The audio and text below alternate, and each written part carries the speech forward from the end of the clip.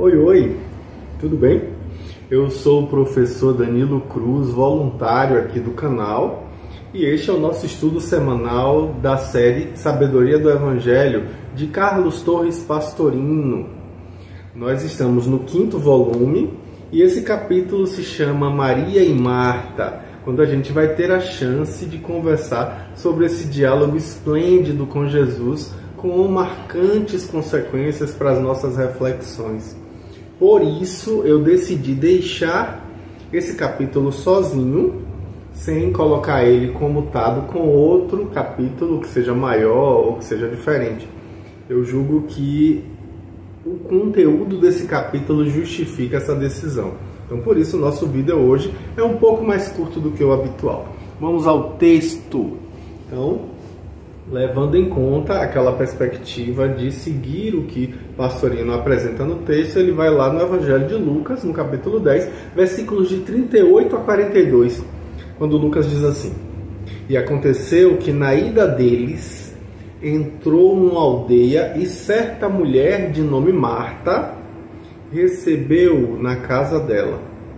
E tinha uma irmã chamada Maria, a qual, sentada aos pés de Jesus, ouvia o seu ensino. Marta, entretanto, estava atarefada com muito serviço e disse: Senhor, a ti não te importa que minha irmã me tenha deixado sozinha a servir? Dize-lhe, pois, que me ajude. Mas, respondendo-lhe, Jesus disse: Marta, Marta, estás ansiosa e preocupada com muitas coisas. No entanto, poucas são necessárias, ou melhor, uma só. Como Maria escolheu a parte boa, esta não lhe será tirada. Olha aí, hein? Que interessante esse texto. Pois bem, Pastorino começa dizendo que Lucas não diz qual é a aldeia, mas João, lá no capítulo 11, versículo 1, vai esclarecer que se trata de Betânia, que é uma aldeia situada no sopé do Monte das Oliveiras, na estrada que levava justamente a Jerusalém, que ficava apenas 2 quilômetros a leste. Quem hospeda Jesus é Marta, a irmã mais velha, o que significa que ela era solteira, como aponta Pastorino. Se não fosse desse jeito, o marido é quem receberia o hóspede, dentro das tradições judaicas da época. Maria, sem deveres de hospitalidade a desempenhar, senta-se ao chão junto aos pés de Jesus, completamente indiferente ao serviço da casa. Lucas apresenta como sendo uma irmã chamada Maria, o que afasta a hipótese de identificá-la quer como a pecadora, que está lá figurada no capítulo 7, versículo 37, quer como Maria Madalena, que está lá no capítulo 8, versículo 2. Então, a gente vê que ambas já tinham sido apresentadas anteriormente a quem lê pelo evangelista. Em suas intermináveis idas e vindas para preparar a casa, para preparar a refeição, Marta fica aflita quando vê que ela está perdendo grande parte dos ensinos de Jesus. Mas o sentido da obrigação de dona de casa é mais forte que o desejo de aprender. Ou seja, ela estava presa ali no verniz social. Então, aproveitando-se de uma aproximação, ela reclama com Jesus da calma despreocupação que Maria traz e pede a Jesus que diga para ela que venha ajudá-la, condividindo a tarefa doméstica, como fala Pastorino. E, no entanto, a resposta de Jesus é muito clara. Condena as preocupações de Marta, louvando a preferência de Maria. Olha aí, hein? Que impacto. duas lições. A gente vai ver nos textos A, C1, P, delta, pi, escrevem como sendo lá, como está escrito na Vulgata. Uma só coisa é necessária. Mas Pastorino aponta que a melhor lição é que está no texto de Aleph, B, C2, L e nas versões coptas, etiópicas e siríacas, que diz assim: poucas coisas são necessárias, ou melhor, uma só. Realmente, de bem pouco o homem precisa na terra para o seu sustento. Pastorino aponta isso de maneira muito clara e vai dizer que, inclusive, a complexidade e as complicações são criadas pelos desejos do próprio homem e não pela necessidade. Buda já tinha dito isso, né? Que é o desejo que é a causa do sofrimento. Ora, não há razão para preocupações desnecessárias. O essencial é pouca coisa. Aliás, como aponta Pastorino, o essencial é apenas uma coisa: o reino de Deus. Assim sendo, Maria é que está com a razão de sentar aos pés de Jesus para beber-lhe os ensinos. Ela escolheu o que é bom, a parte boa, e esta jamais lhe será tirada. E aí Pastorino vai dizer que isso é a conquista do espírito, que na medida que evolui, aprende a selecionar o que é essencial do que é supérfluo. É uma lição bem curta em seus termos, mas, como aponta Pastorino, muito profunda em seus significados. Ela é dada através de um fato vivo, um fato autêntico, uma situação real, uma circunstância do cotidiano, de onde nós podemos deduzir mais seguramente as conclusões para nosso aprendizado, para nossa evolução, para nossa caminhada ascensional.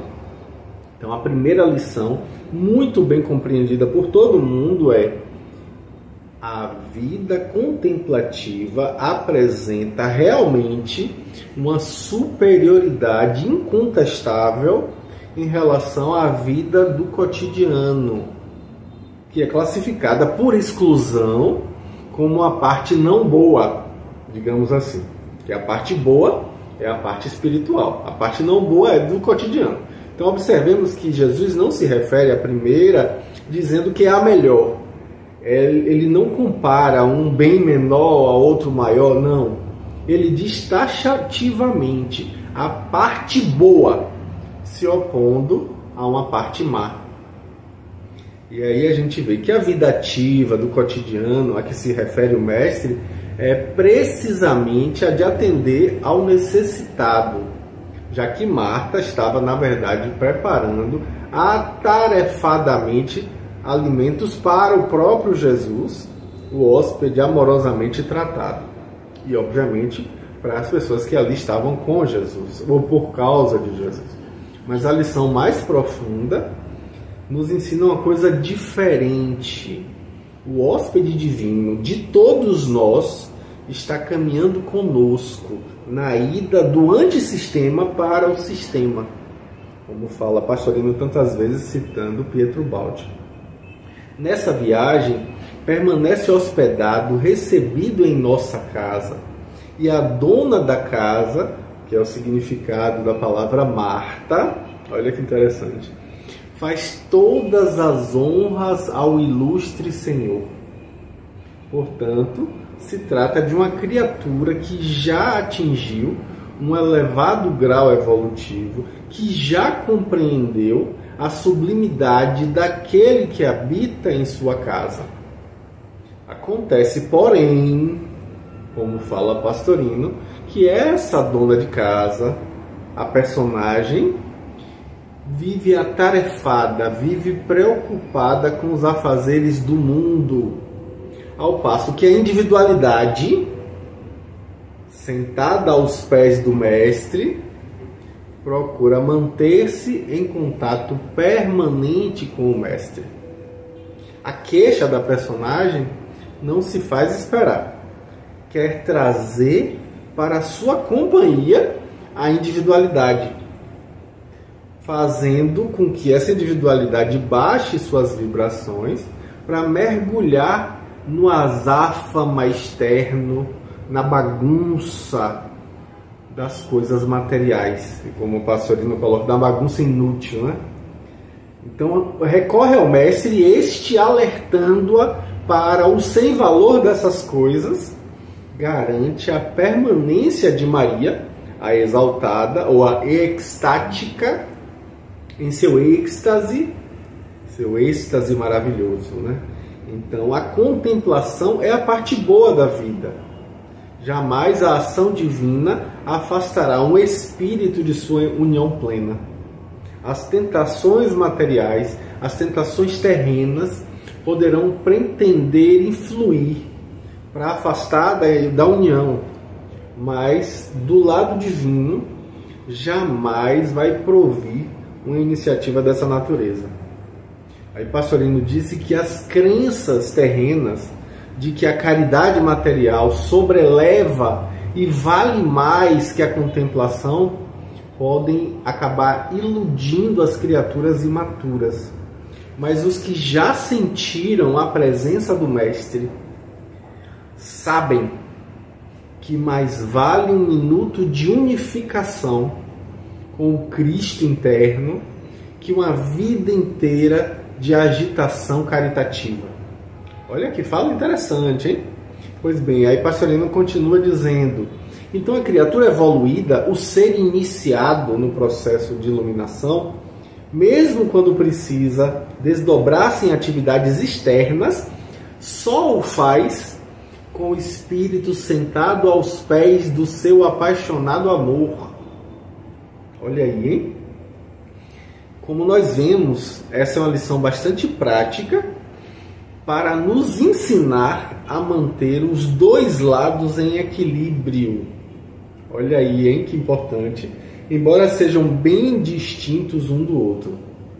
As tarefas terrenas, as tarefas que nos ocupam, não nos preocupem, não nos preocupem. É preciso que a gente realize elas como os veículos externos, sem nelas imiscuir o espírito.